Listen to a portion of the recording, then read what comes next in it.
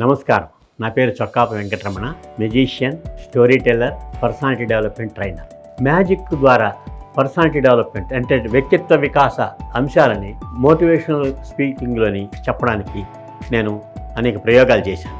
వాటిలో పాజిటివ్ థింకింగ్కి సంబంధించిన ఒక చిన్న అంశాన్ని మీకు చెబుతాను. పాజిటివ్ థింకింగ్ అంటే అనుకూల ఆలోచన ద్వారా మన మనసు ఎప్పుడు పాజిటివ్గా ఆలోచించాలి, పాజిటివ్గా మన యాటిట్యూడ్ ఉండాలి అనేది అందరూ చెబుతూ ఉంటారు.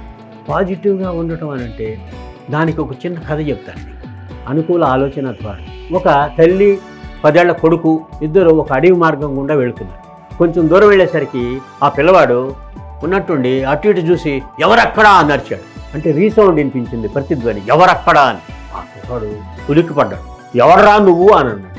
ఎవడరా నువ్వు అని వినిపించింది. నీ కాళ్ళు ఇరగొడతా అన్నాడు. నీ కాళ్ళు ఇరగొడతా అనిపించింది. నువ్వంటే నాకు అసహ్యం అన్నాడు. నువ్వంటే నాకు అసహ్యం అన్నాడు అని ప్రతిధ్వని వినిపించేసరికి చాలా బాధ అనిపించింది. ఆ పిల్లాడు వాడు అమ్మ దగ్గరికి వెళ్ళాడు. అమ్మ అమ్మ అన్నాడు. ఏంటి నాన్న?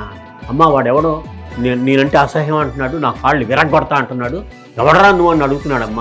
ఆ అమ్మ చిరునవ్వునది, నాన్న అది ప్రతిధ్వని అంటారు, నువ్వేమంటే అది అంటుంది, ఈసారి నువ్వు మంచి మాటలు చెప్పు అని. అట్లాగే అమ్మ అని చెప్పేసి నిలబడి నువ్వంటే నాకు ఇష్టం అని అన్నాడు. నువ్వంటే నాకు ఇష్టం అని వినిపించింది. నీతో స్నేహం చేస్తా అన్నాడు. నీతో స్నేహం చేస్తా అని వినిపించింది. చాలా సంతోషపడ్డాడు, ఆనందపడ్డాడు. వాడు అమ్మ దగ్గరికి వెళ్ళాడు. అమ్మ అమ్మ అన్నాడు. ఏంటి నాన్న అంది. అమ్మ వాడు నాతో స్నేహం చేస్తాడంటమ్మా, నేనంటే ఇష్టం అంటమ్మా అన్నాడు. చూసావా?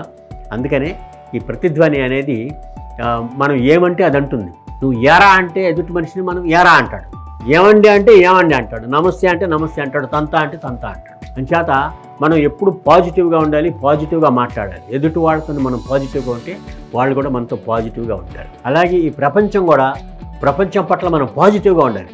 ప్రపంచం కూడా మన పట్ల పాజిటివ్గా ఉండాలి. ఈ ప్రకృతి కూడా అంతే.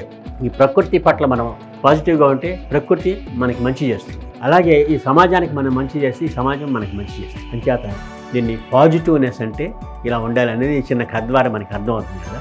అంతేకాదండి, ఇంకొక కథ ఉంది, చెబుతాను మీకు. పాజిటివ్ థింకింగ్కి సంబంధించి. అదేంటంటే అంతా మన మంచికే అనుకోవడంలో ఒక పాజిటివ్నెస్ ఉంది. అలాంటిది ఒక రాజు మంత్రి కథ చెప్తాడు. ఒక రాజు మంత్రి ఉన్నారు. ఆ మంత్రికి ప్రతిదానికి అంతా మన మంచికే మహారాజా అన్నం అలవాటు. ఒకసారి ఏమైందంటే ఆ రాజు మంత్రి గుర్రాల మీద వేటకి బయలుదేరారు. కొంచెం దూరం వెళ్ళిన తర్వాత అక్కడ ముళ్ళకంపలు ఉంటే రాజు కిందకి దిగి కత్తితోని ఆ ముళ్ళకంపలు ఛేదిస్తూ ఉంటే కాలి చిటికన వేలు తెగిపోయింది. మహామంత్రి అని అన్నాడు. ఏంటి మహారాజా అన్నాడు. వేలు తెగిపోయింది అన్నాడు. అంతా మన మంచికే మహారాజా అన్నాడు. ఒళ్ళు మండింది రాజుకి. నా చిటికిన వేలు తెగితే వీడు అంతా మన మంచిగా అంటాడు ఏంటని ఒళ్ళు మండి, ఇంకా నీ పని చెప్తా బిడ్డా అనుకున్నాడు మనసులో. కొంచెం దూరం వెళ్ళిన తర్వాత ఒక బావి కనిపించింది. మంచినీళ్ళు తాగుతాను, మంచినీళ్ళు తీసుకురా అన్నాడు. మంత్రి వెళ్ళి ఆ బకెట్ వేసి నీళ్లు తోడబోతూ ఉంటే అంతలో ఈ రాజు వెనక నుంచి ఈ పని ఇలాగుందా, నన్ను చిటికిన వేలు తెగితే అంతా మన మంచిగా అంటాడా అని చెప్పి ఆ కోపం మనసులో పెట్టుకుని అతన్ని తోసేసాడు ఆ మంత్రిని. ఆ బావిలో పడిపోతూ అంతా మన మంచిగా మహారాజా అని పడిపోయాడు. తేడా విరగడైపోయిందని చెప్పేసి ఈ రాజు మళ్ళీ గుర్రం ఎక్కి అడవిలోకి వెళ్ళాడు. కొంచెం దూరం వెళ్ళేసరికి అడవి జాతి మనుషులు వచ్చేసి అతను పట్టుకొని వెళ్ళి అక్కడ ఒక కాళికాదేవి విగ్రహం దగ్గర కట్టి పడేశాడు. అంతలో వాళ్ళ నాయకుడు వచ్చాడు. జూ వా చా అని అన్నాడు. అంటే వాళ్ళ భాషలో పరీక్షించండి అని అన్నాడు. అంటే వాళ్ళంతా రాజు అవయవాలన్నీ మొత్తం శరీరం మొత్తం పరీక్షించి చూబాజా చూబాజా అన్నాడు. అంటే వాళ్ళ భాషలో. అంటే ఇతనికి చిటికిన వేలు లేదు, బటన్ వేలుకి చిటికిన వేలు లేదు, పనికిరాడు, బలి ఇవ్వడానికి పనికిరాడు అన్నాడు. చూచా చూచా అన్నాడు. అంటే వదిలేయండి వాడిని అని అర్థం అనమాట. వాళ్ళ బాడీ లాంగ్వేజ్, వాళ్ళ మాటల తీరుని బట్టి భాష అర్థం కాకపోయినా రాజుకి అర్థమైపోయింది. నా చిటికిన వేలు లేకపోవడం వల్ల వీళ్ళు బలి ఇవ్వడానికి పనికిరాడని నన్ను వదిలేస్తున్నారని అనుకున్నాడు. అక్కడి నుంచి బయలుదేరాడు.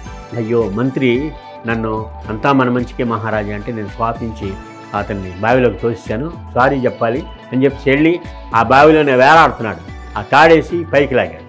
మహామంత్రి నన్ను క్షమించండి, మీ మీద కోపంతో మేము తోసేశాను, చిటికిన వేలు తెగడం వల్ల అంతా మన మంచిగా నువ్వు నవ్వుతూ అనేసరికి నాకు బాధ అనిపించింది, అందుకని కోపంతో తోసేశాను. అది సరే కానీ నిన్ను బావిలోకి తోసేటప్పుడు అంతా మన మంచిగా మహారాజా అని పడిపోయావు, నీకేం మంచి జరిగింది అని అన్నాడు. రాజా, నువ్వు నన్ను తోసేసావు కాబట్టి నేను నీ వెంట రాలేదు, లేకపోతే నేను తొయ్యకపోతే నేను కూడా మీ వెంట వచ్చేవాడిని, చిటికిన వేలు లేదని మిమ్మల్ని వదిలేసి నా తల నరికి ఫుట్బాల్ ఆడుకునేవాళ్ళు అని చెప్పాడు.